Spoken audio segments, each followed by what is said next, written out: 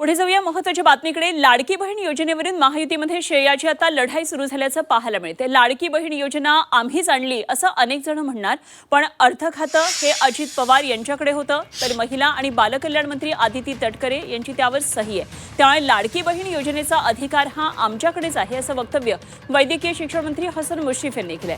कोल्हापुरातल्या सभेत एकनाथ शिंदेंनी लाडकी बहीण योजना आपणच सुरू केली असं म्हटलेलं होतं। तसंच लाडक्या बहिणींना लखपती करू, तसंच लवकर त्यांना 2100 रुपये देणार असल्याचं आश्वासन एकनाथ शिंदेंनी दिलं होतं आणि त्यावर मुश्रीफांनी हा दावा केलाय। सगळ्यात महत्त्वाची आणि माझी लाडकी योजना कुठली असेल तर माझी लाडकी बहीण योजना ही माझी आवडती योजना आहे। अनेक लोकांनी त्याला खोडा घातला, पण लोकांनी बरोबर माझ्या लाडक्या बहिणींनी चमत्कार केला आणि महायुती सरकारला 232 जागा दिल्या। मी आपल्याला एवढंच सांगतो, माझ्या लाडक्या बहिणींना एवढ्यावर आम्ही थांबणार नाही।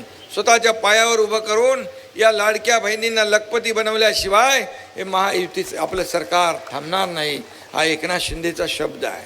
आणि म्हणून कोणी किती अफवा केल्या, कोणी माईकाला आला तरी लाडकी बहीण योजना कधी बंद होणार नाही।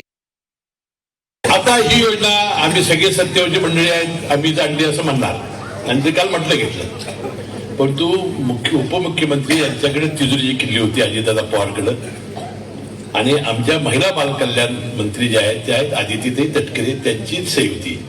म्हणून आमचं म्हणणं आहे की आमचा अधिकार आहे। आणि आता तेच खातं अजितदादांच्या नंतर आता मुख्यमंत्र्याकडे गेले, म्हणजे आता पुढची सही पुन्हा येणार आहे मुख्यमंत्र्यांची, आणि अधिवेशन झाल्यानंतर पुन्हा ते आमच्याकडे येणार आहे।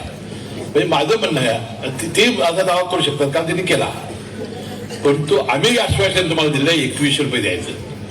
तुम्ही कटाकट बांधणार पाहिजे, कमळ आणि घड्याळ, तुम्हाला 2100 रुपये दिल्याशिवाय आम्ही राहणार नाही।